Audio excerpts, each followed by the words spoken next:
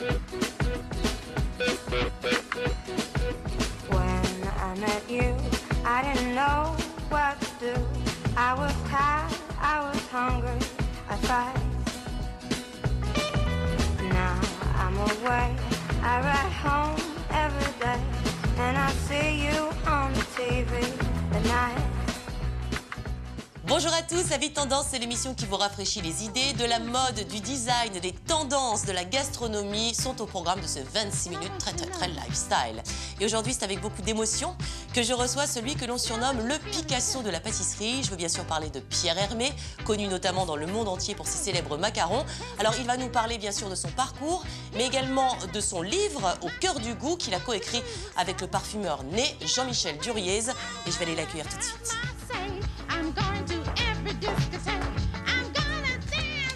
Bonjour Pierre. Bonjour.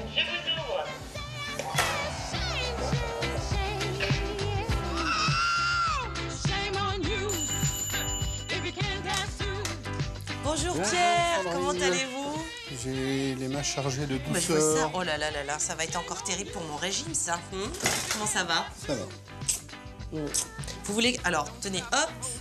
Voilà, on les pose là. Je vous laisserai les installer. Vous voulez me donner votre manteau? Oui. Qu'est-ce que je peux vous proposer à boire? Un verre d'eau. Un verre d'eau? Je vous laisse partir avec les petites pâtisseries. On va s'installer ici. Tenez, hop, je vous donne ça. Tenez, Pierre. Et je vais vous chercher votre petit verre d'eau tout de suite. Oui. Bon, ça a été pour trouver? Ah, facile. Oui. Facile.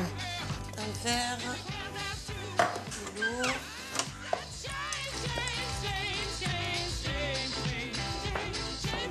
Voilà, voilà. Oh là là là là, on va ouvrir ça. Installez-vous et puis on va ouvrir ça dans 2 secondes. Mais dites-moi Pierre, c'est merveilleux toutes ces petites choses là que vous nous avez amenées. Vous pouvez m'expliquer en 2 mots? Donc ici. Alors, une nouveauté qui est la boîte Jardin. Vous savez que depuis 2 ans, j'ai imaginé une collection de macarons qui s'appelle les Jardins.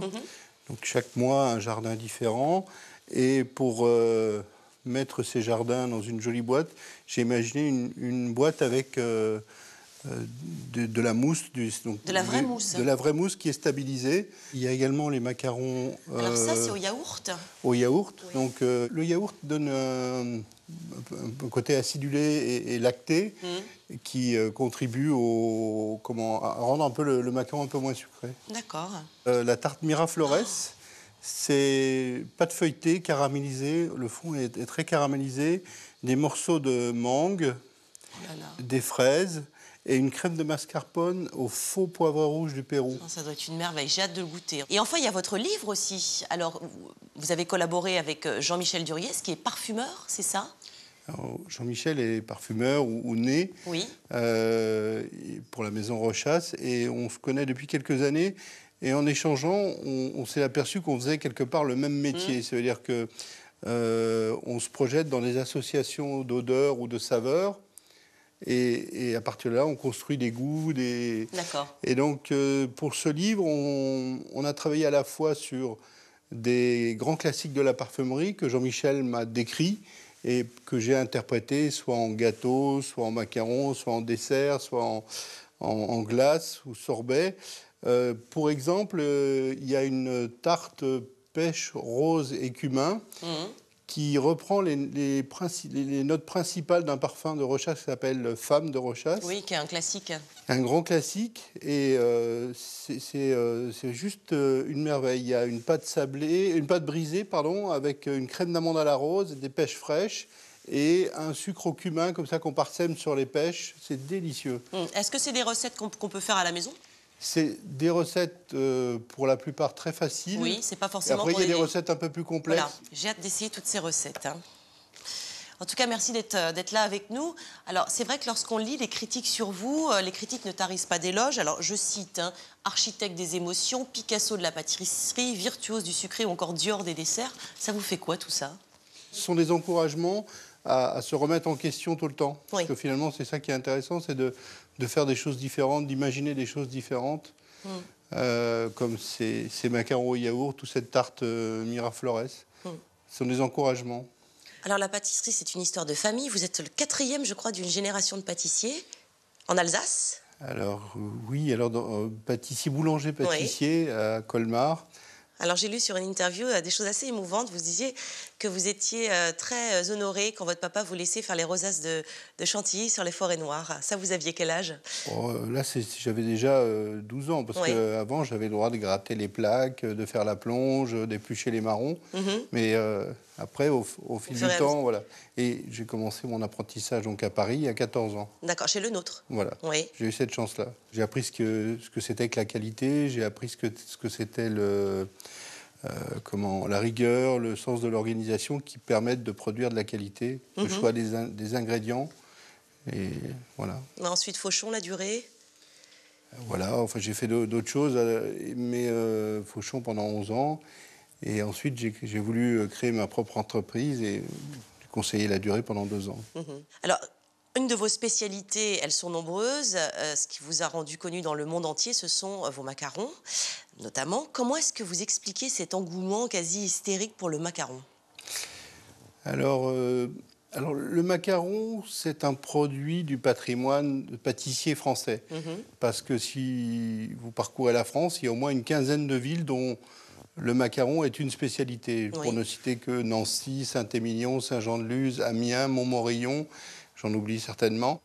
Quand j'ai fait mon apprentissage, on faisait des macarons framboise, vanille, chocolat, café. Des classiques, oui. Petit à petit, j'ai essayé de faire des nouveaux goûts qui aujourd'hui maintenant sont devenus des classiques comme le caramel, le citron, la pistache. Et puis ensuite, j'ai essayé de travailler sur des goûts différents, des associations de saveurs. J'ai beaucoup parlé du macaron, ce qui fait que ça a généré un engouement sur le macaron. Et les macarons, quand j'ai appris à les faire, c'était juste 2 biscuits qui étaient collés avec un peu de crème. Et en fait, ce que je me suis aperçu, c'est que le macaron, ce qui donne le goût, c'est la garniture. Donc, la particularité de mes macarons, c'est qu'ils sont bien fournis, bien garnis, ce qui donne beaucoup de goût. Oui. Et c'est vrai aussi que le sucré, d'ailleurs, vous en parlez très bien, provoque chez les gens, en comparaison avec le salé, des comportements d'addiction, des sensations très, très intenses. Comment est-ce que vous l'expliquez? Alors, on dit le salé pour se nourrir et le sucré pour le plaisir. Donc, ça illustre peut-être c'est peut-être une réponse à votre question. J'imagine que vous voyagez dans le monde entier, mais vous avez aussi beaucoup voyagé en France. Vous connaissez bien la France? Il y a encore plein d'endroits que je ne connais pas, que j'aimerais découvrir. Est-ce que vous connaissez, par exemple, Biarritz? J'adore Biarritz. C'est vrai? J'adore Biarritz parce qu'en fait, j'y ai passé à Biarritz que j'ai appris à nager. Ah oui, donc c'est une vraie... Quand j'étais enfant. Et donc, j'aime bien y retourner hors saison. Là, je vous propose d'y retourner tout de suite, si vous le voulez bien, pour une petite découverte de l'art de vivre à Biarritz. Regardez.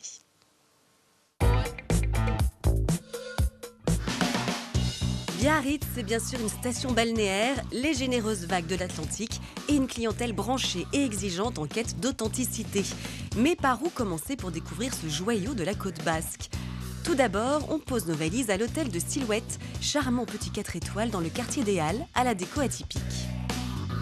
Nous avons respecté évidemment l'architecture générale du lieu, et bâti 20 chambres toutes différentes, dans un esprit assez décoratif, puisqu'en fait c'est le designer Fornacetti qu'on a choisi pour décorer toutes les chambres. C'est un hôtel de petite taille, mais qui nous donne une proximité avec le client et avec une conciergerie très adaptée au but de leur séjour à chaque fois. Puisqu'à Biarritz, il y a beaucoup de choses à faire, diverses et variées selon la météo et un petit peu le but de son voyage. Cet établissement a même son petit service à vaisselle dessiné par une créatrice locale, mais ça, on vous en parlera plus tard. En tout bien tout honneur, commençons la balade par l'ancienne résidence estivale de l'impératrice Eugénie, qui domine la grande plage de Biarritz. Transformé au début du 19e en un luxueux palace de 120 chambres et 33 suites, l'hôtel du Palais se fréquente aussi pour la qualité de sa cuisine étoilée, œuvre du chef Jean-Marie Gauthier.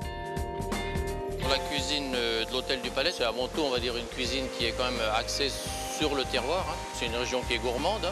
On a d'un côté les Pyrénées, donc on va trouver l'agneau et même du bœuf, donc tout ce qui est fromage, tout ça. Les Landes, on a donc tout ce qui tourne autour du canard. Les foie gras, les magrets, les confits.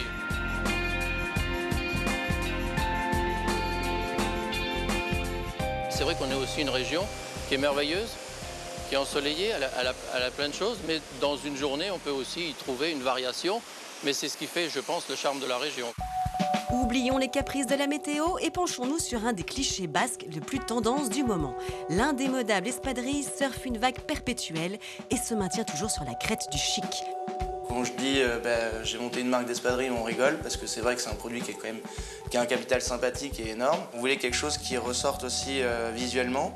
Et donc on y a mis cette pièce de cuir à l'arrière pour rappeler le mocassin qu'on connaît avec les picots derrière. Ça donnait tout de suite un côté un peu vintage aussi, puisque le cuir c'est une matière qui patinait, une fois patinée, a beaucoup de style. Chez cette toute jeune marque fière de ses racines, on revisite tranquillement les classiques en jouant sur les tissus et les couleurs. Et tant pis pour ceux que ça dérange. Biarritz n'est pas que basque, c'est-à-dire qu'on ne vend pas que du béret, du piment, quoi. De par son architecture basque typique et art déco, Biarritz a su garder un charme vintage inimitable. Et ce ne sont pas les surfeurs du monde entier qui s'en plaindront, ni même les petites créations de Violaine de Grandry qui se fondent à merveille dans ce paysage. J'ai créé un petit univers que j'ai appelé les boboseries, parce que c'est vrai que c'est des produits très bobos, avec un peu d'humour aussi, donc j'ai rajouté les œilleries après. J'ai toujours aimé trafiquer, jouer avec les matières. J'ai une formation de styliste au départ. J'utilise des matières assez brutes comme ça. Et puis ensuite, je vais les associer avec du Liberty, et puis de la dentelle, du tulle. Après, je vais utiliser des petites fleurs, des oiseaux, des papillons. Touche à tout exigeante, Violaine crée tout le futile décoratif dont nous avons besoin sans le savoir. J'ai rien d'utile et en fait c'est ça que j'aime, c'est donner de l'inutile aux gens et leur suggérer juste un petit sourire dans un coin de maison. C'est souvent les petits oiseaux qui sont là cachés et qui font un petit signe. Quand arrive l'heure du thé et que cette météo capricieuse nous joue des tours, on file chez Miremont, savourer les pâtisseries que l'Europe entière nous jalouse. Cette maison existe depuis 1872. C'est un peu une institution dans le cœur de bon nombre de biarros. Les gens viennent ici de père en fils et de mère en fille. Bon nombre de têtes couronnées ont fréquenté cet endroit. Dans le petit salon que vous voyez là, le salon n'a pas bougé. Il est classé monument historique. À part quelques coups de peinture, le salon est resté tel qu'il était à l'époque.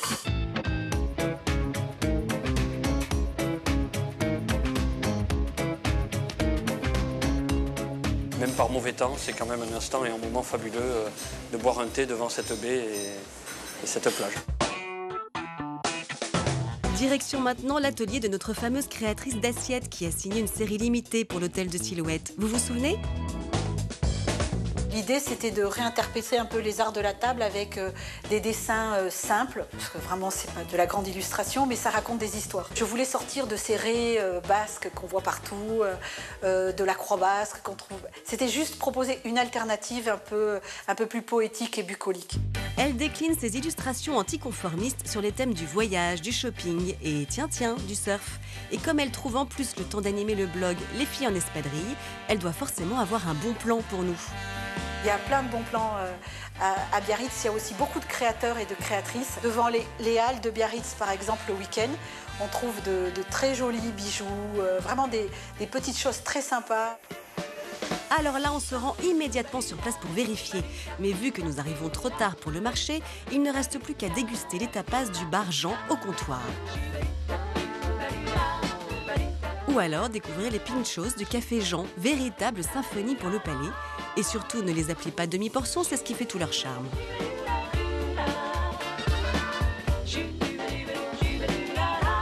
C'est une ville qui est sympa tout au long de l'année. Et il ne faut pas y aller en disant « je veux aller bronzer à Biarritz ». Il faut y aller en disant « je veux prendre l'air, voir des choses nouvelles, redécouvrir, je ne sais pas, des choses intemporelles comme le musée de la mer, voir les nouveaux aquariums et leurs nouveaux poissons ». C'est des vraies jolies promenades, quoi. Entre terre et océan, Biarritz fait partie de ces villes de la côte riches d'une identité forte. Elle régale celles et ceux qui n'ont pas peur de se lancer dans le bain et de profiter de ses atouts.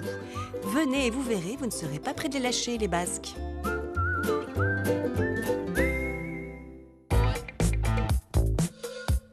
Sympa Biarritz, hein.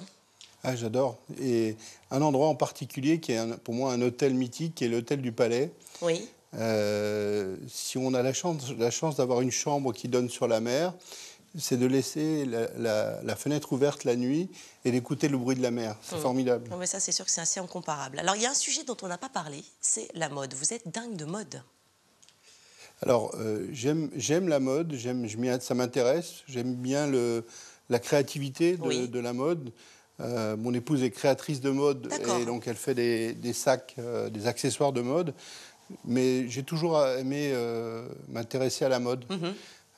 J'adore les couleurs, j'adore les formes. Enfin, je lis pas mal de magazines féminins justement parce que ça m'intéresse. Je m'intéresse aussi aux parfums. Oui. J'adore les parfums. Vous collectionnez? Non. Non. Ah non, vous n'avez aucune collection? Je collectionne rien. Je déteste les collections. Je déteste l'idée des collections. Pourquoi? Parce que c'est à côté aliénant. J'aime pas du tout.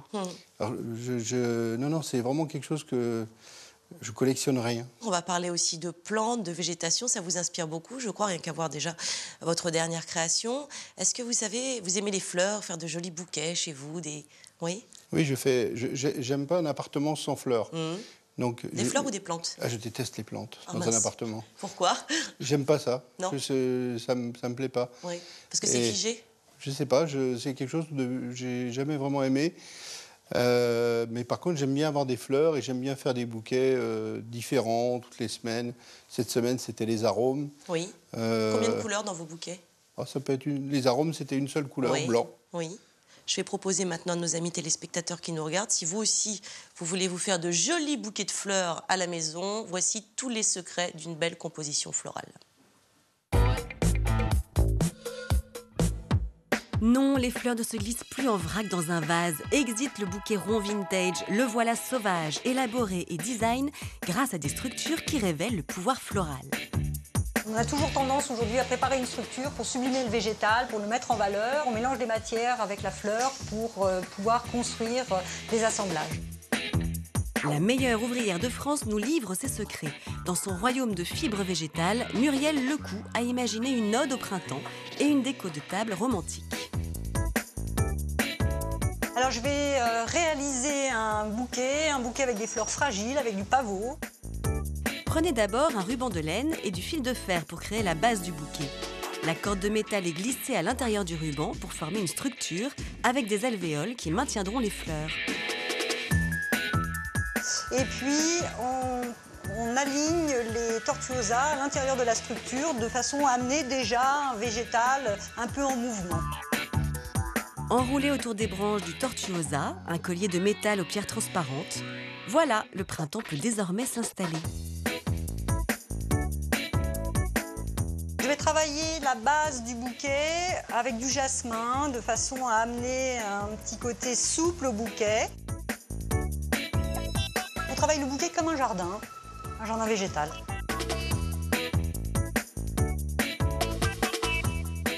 Alors je vais maintenant assembler les végétaux, donc travailler vraiment le pavot. Donc, je vais commencer par travailler l'intérieur du bouquet. Donc le fait de travailler dans les petites alvéoles ici, les végétaux ne sont pas serrés les uns contre les autres. Le pavot est une fleur vraiment très fragile. Éparpillés dans les alvéoles, les pavots semblent avoir poussé dans un champ de jasmin. Un petit côté sauvage à maîtriser toutefois dans le vase. Toutes les tiges sont vrillées dans le même sens, elles tournent toutes dans le même sens de façon à pouvoir les attacher sans les blesser et également pour que ce soit esthétique dans le contenant. Un sparadrap en strass maintient le bouquet. Coupez aussi les tiges tous les 2 jours. Tout ce qui est branche ligneuse, donc à base de branchage, on peut couper directement avec le sécateur. Par contre, tout ce qui est végétal fragile, donc les pavots, les roses, les pois de senteur et autres, on le coupe à la serpette et on coupe en biseau. Et ensuite, pour maintenir la sève, brûlez le bout des tiges des pavots ou de toutes les fleurs fragiles que vous utiliserez. On augmente la vie de la fleur considérablement en faisant simplement cette méthode. Le bouquet est terminé, maintenant on va le mettre à l'eau, avec donc simplement de l'eau claire. Et il faut que l'eau vraiment monte un petit peu au-dessus du point d'attache. Encore plus osé, un tête-à-tête sur la table dans un esprit jardin grâce à ce vase sur lequel Muriel a fixé plusieurs pipettes avec du scotch. Alors l'important quand on travaille la fleur sur des tables, c'est de donner aussi envie aux personnes de déjeuner, de ne pas trop encombrer, donc de bien gérer la scénographie florale. Et j'ai choisi des branches de figues qui donnent un côté naturel et un côté aussi gustatif.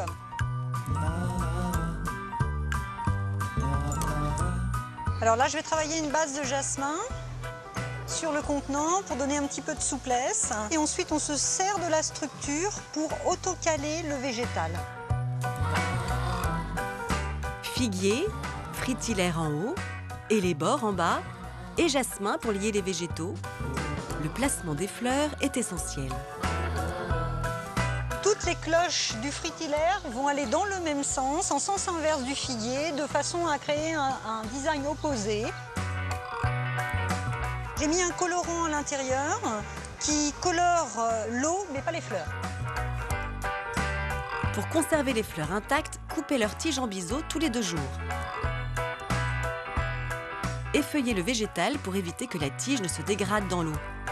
Maintenant, on va faire la mise en place de la table et on va faire ce qu'on appelle de la scénographie, de la mise en ambiance végétale. Placez une orchidée dans une pipette à côté de l'assiette, petit détail chic pour épater les invités.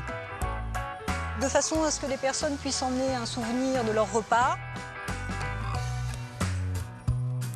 Et ces petites cloches en verre sur les pots de campanule rappellent celles des fritillaires ou bien d'une tonnelle. Voilà, qu'elles soient en laine ou en verre, à vous d'imaginer d'autres structures qui feront de vos fleurs des tableaux éphémères et parfumés.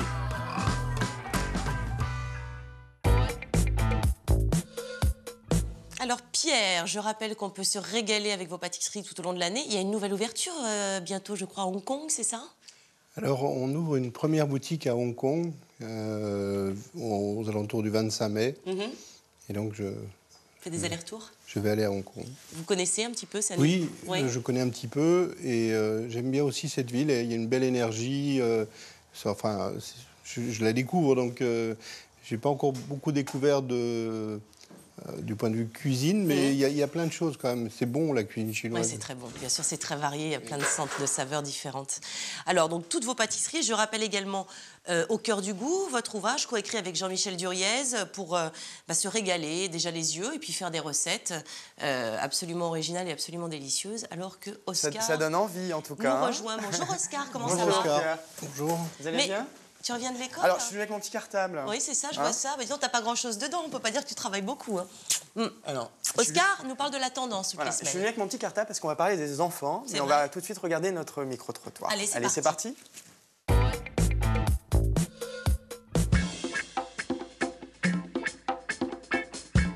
Tendance du jour, c'est la tendance enfant. Qu'est-ce que ça vous évoque? Enfant, ça m'évoque la famille, ça m'évoque l'avenir. Voilà. Et plein de gaieté, de la spontanéité. Voilà. Tendance enfant. Ça, c'est une tendance. Enfant, enfant, c'est bien. J'aurais tendance à dire c'est bien. Je sais pas. Je bug. Merci, c'était très constructif. Un nouveau segment qu'on cible, je pense, pour développer du business, mais aussi d'autres idées. Donc je trouve qu'il y a des choses intéressantes. Après, parfois, c'est peut-être un petit peu trop extrême. Donc il faut arriver à faire la part des choses, je trouve. Voilà. Est-ce que les enfants sont pris pour des grands, selon vous? Oui, mais parfois un petit peu trop. Qu'ils aient leur propre ligne, c'est sympa. Maintenant, qu'on va les faire grandir trop vite, non. Bon, c'est bien que l'enfant soit au cœur des choses, mais il ne faut pas non plus le dévier et en faire un objet de consommation à tout va, quoi. Ah oui, on nous pousse un petit peu à la consommation. Hein, c'est sympa, c'est mignon et puis ça coûte super cher, donc c'est génial. Je dirais pour les adultes normaux, entre guillemets, c'est peut-être un petit peu pénible à la longue, il me semble. Voilà. Les enfants en tant que tels ou la mode enfant? Non, la mode enfant. En France, peut-être pas encore, mais je sais qu'aux États-Unis, par exemple, il existe des concours de beauté entre petites, très jeunes stars, parfois en 3 ou 4 ans, qu'on habille comme des adultes, alors que c'est pas du tout à cet âge-là. Normalement, je pense qu'on ne doit pas s'intéresser à ce genre de choses, qu'on doit plutôt cultiver une certaine naïveté, genre d'épanouissement, plutôt que d'essayer tout de suite de plaire dès le plus jeune âge. Bon, moi, je me sens tout joyeux, en fait. Oh, c'est gai, parce qu'on va parler, cette tendance. on va parler des enfants. Et puis, elle a pas tort, cette dame, c'est devenu quand même un vrai marché aujourd'hui. Et on va s'intéresser à quelques produits qui sont dans cette tendance où en fait finalement le design est devenu aussi important chez les enfants. J'ai voulu m'intéresser en fait au dessin des enfants. Vous savez, souvent on a les dessins des enfants et en fait on les met sur le frigo. On les met sur le frigo. Mais aujourd'hui en fait, il y a un site internet qui propose de sublimer les dessins des enfants et en fait de les coller, enfin de les poser sur des supports. Donc je vous ai amené quelques exemples. Donc, par exemple, voilà ce petit dessin. Regardez, magnifique. Comment ça se passe? On choisit son support, on télécharge le dessin de son enfant et ensuite le dessin est sublimé et collé sur un support. Ça vous plaît ça? C'est super, non? Ouais, donc ça c'est une vraie manière de pouvoir garder les dessins pour enfants. C'est une plaque en fait. Ouais, en fait voilà, c'est une plaque que vous accrochez en fait comme un Mais comme si un on veut en faire une lampe, si on veut en faire un sac. On peut en faire, vous voyez, on le retrouve sur la lampe. C'est super. Et ainsi de suite. Donc là, vous avez ce dessin. Mais alors, le dessin est toujours sublimé. Vous voyez, je vous montre entre le dessin et le petit cartable. Sur les coques d'iPhone, on peut même imprimer sur du carrelage. Donc, on peut vraiment imprimer sur tout support. C'est vraiment génial. J'aime bien l'idée du carrelage. Oui, ça c'est... Dans une salle d'un enfant, c'est super de pouvoir mettre des petits carrelages. Mettre comme ça, intercaler un carrelage. Et pour finir, j'ai un petit cadeau pour vous, Sandrine. Oh là là, il est super. C'est un pour Gaston. C'est mes enfants. Et un pour... Oh, c'est super. Merci. Et Sandrine? Pour Lola. Sandrine, non? Non, Sandrine, non, vous êtes trop grande, Sandrine. Oh non, je trouve ça super. Et puis, je vous remercie pour le faire un gros bisou. Pour les enfants, ils vont adorer. Merci beaucoup, Pierre Hermé, d'avoir été avec nous. Merci. Bonne continuation. Merci de votre invitation. Merci, Oscar. Merci. Et on se retrouve la semaine prochaine pour la tendance. La semaine prochaine. Allez. Et tout de suite, place à mon agenda art de vivre pour être sûr de ne rien rater de la tendance de la semaine. À vos calepins pour noter les incontournables arts de vivre de la semaine. Photomed, c'est le festival de la photographie méditerranéenne. De Bandol à Sanary-sur-Mer, en passant par Toulon ou l'île de Bandor, les plus grands photographes d'Europe du Sud y sont exposés. Pour sa 3e édition, le Liban est l'invité d'honneur. C'est à découvrir jusqu'au 16 juin. C'est l'expo événement Kissaring The Politic Lane au musée d'art moderne de Paris et au 104. Cette rétrospective de grande envergure consacrée à l'artiste américain permet d'appréhender l'importance de son œuvre et plus particulièrement la nature profondément politique de sa démarche tout au long de sa carrière. On pense aux enfants cette semaine avec un livre rafraîchissant, My Little Day, aux éditions du Chêne. On vous y apprend tout pour faire de l'anniversaire de votre progéniture un jour inoubliable. 12 thèmes déclinés en do-it-yourself, ateliers, recettes ou jeux rigolos pour lui laisser un souvenir mémorable. Le coup de cœur de la semaine est une expo qui en met plein la vue. Dynamo, un siècle de lumière et de mouvement dans l'art. De 1913 à aujourd'hui et sur près de 4000 m², Dynamo explore à travers de nombreuses œuvres la notion de vision, d'espace, de lumière et de mouvement. De Calder à Anish Kapoor, c'est le rendez-vous incontournable de tous les amoureux d'art contemporain. Ça se passe au Grand Palais à Paris jusqu'au 22 juillet. Et bien voilà, Avis de Tendance est déjà terminé, mais j'aurai le grand plaisir de vous retrouver dès la semaine prochaine avec un nouvel invité. En attendant, n'hésitez pas à aller faire un petit tour sur le site stylia.fr pour retrouver toutes les infos. Je vous fais de gros baisers. Portez-vous bien, à la semaine prochaine. And everybody's gonna die.